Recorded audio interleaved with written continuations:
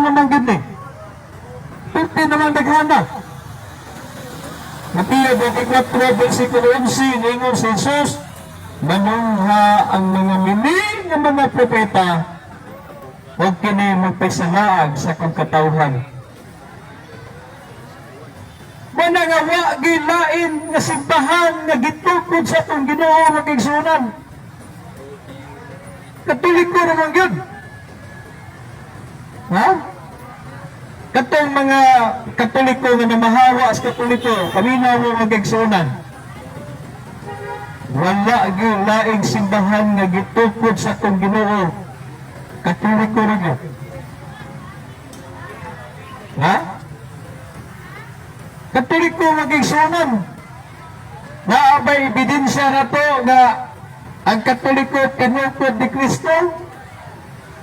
Na-ebidensya daghang king mabasa sa mga libros kasaysayan magigsunan. Huwag pas Biblia na amasad. Ngita na ba na yun asa mabasa sa Biblia, Brad? Katoliko ang gitukod ni Kristo. Katoliko din ang gitukod ni Kristo. Kaya nga naman, sa Mateo 16:18, mabasa mo gina nga si Jesus nagtukod o usara ka simbahan, iglesia o simbahan na siya ginangunay pagtukod. O kanang simbahan na gitukod ni Kristo sa San Mateo 16:18, o imong basahon ng Mateo 28, versikulo 19 nga po sa 20, kanang simbahan na hulukot nakailap alang sa tanang kanasuran. Dapat na sa San Marcos 11:17. Ang atong Ginoo namulong mga igsunan, ningon siya, ang akong balay. Maganganlan kini o alang sa tanang kanasuran. Usa man ang balay. Nganganlan kini o alang sa tanang kanasuran. 1 Timoteo 3:15, ang balay mo ang simbahan sa Diyos. Sa ba ang simbahan nganlan o alang sa tanang kanasuran? O sa man ang alang sa tanang kanasuran? So may meaning niya na Catholic mga kaigsunan. Sa ba ang simbahan o iglesia na gitukod sa itong Ginoo nganlan o alang sa tanang kanasuran? Maunang Katoliko. Kaya meaning sa Katoliko, for all mission, universal, Catholic mga kaigsunan. Sila sa Biblia.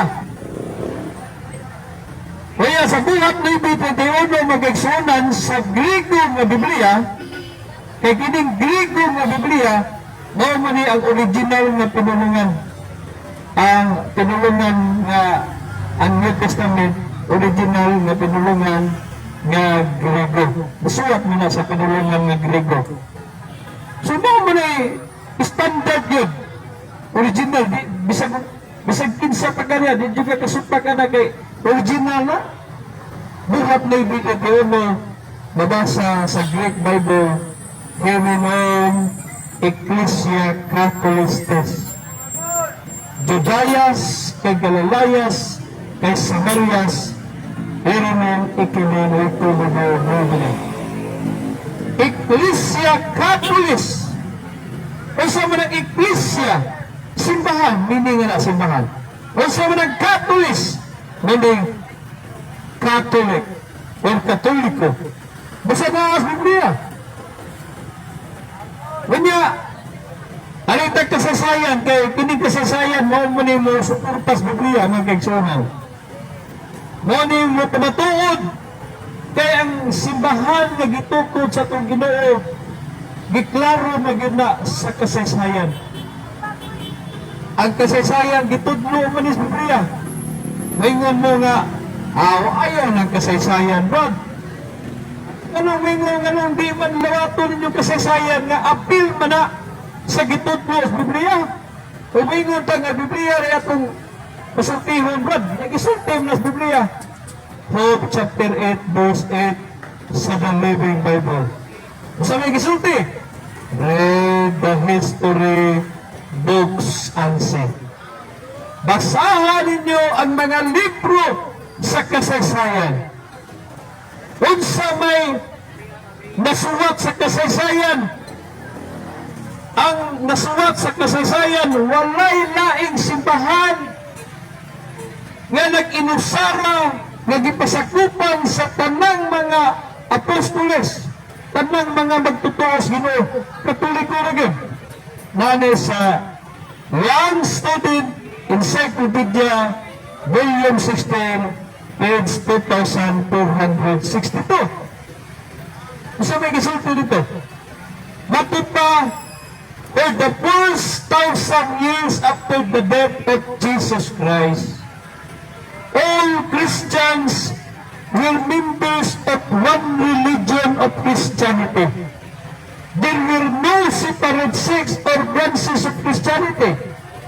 As they are today, the word Catholic means universal, and for those first 1,000 years, all Christians were members of the Catholic Church. Nga diya sa Bisaya pa, ngatong usa ka libo ka tuig, ang tanang Kristiyanos membro sa simbahan Katoliko. There were no separate sects. Wa pay laing pinuyuan nga Kristyanismo, wa pay born again, wa pay Baptist, wa pay Iglesia ni Cristo, wa pay Mormons, wa pay Sabadista, wa pay Saksi ni Jehovah, wa pay dating daan. Diha ng Katoliko mo'y gipasakupan sa tanang Kristiyanos. Diya pay laing kasusayan nga itong nabasa. Nasa The New Encyclopedia Britannica, Volume 10, page 139. Usa may mabasa, usa may gingon aning libro. Roman Catholic Church is a Christian church characterized by its uniform, highly developed doctrinal and organizational structure that traces its history to the apostles of Jesus Christ in the first century. Usa ko ning Roman Catholic Church, bao ang simbahan sa mga Kristiyanos. Sa ito pa nag-igsunan, pero tinaw sa kasaysayan ng wa pay laing tinuan. Katoliko na diya mag-igsunan.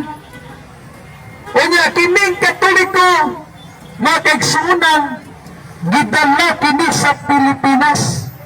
Kasi gadalaan sa Magellan. Pasingin lang ibang Magellan dayon sa mga dili Katoliko na sa Magellan kuno. Dahil gatupog sa Katoliko ng Pilipinas, pataka ang taon mo Ha?